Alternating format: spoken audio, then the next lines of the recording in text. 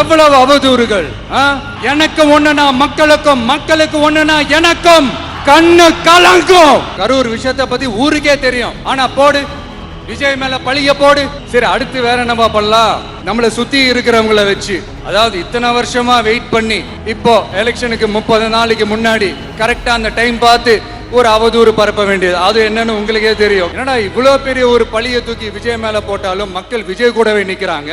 சரி, அடுத்து வேற என்ன பண்ணலாம்? ஜனநாயகனா முடக்கு. படத்தை முடக்கினா கொஞ்சம் பையன் கொஞ்சம் டிஸ்டர்ப் ஆயிடுவான். அதனால படத்தை முடக்கு. இது யாரு முடக்கினாங்கன்றது உங்களுக்கே தெரியும். அது நான் சொல்ல வேண்டிய அவசியம் உங்களுக்கு இல்ல.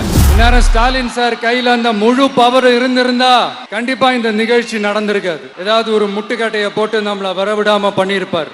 நான் சந்தோஷப்பட்டா மக்கள் சந்தோஷப்படுறாங்க, மக்கள் சந்தோஷப்பட்டா நான் சந்தோஷப்படுறேன். எனக்கு ஒண்ணுனா மக்களுக்கும், மக்களுக்கு ஒண்ணுனா எனக்கும். கண்ணு கலங்கும்.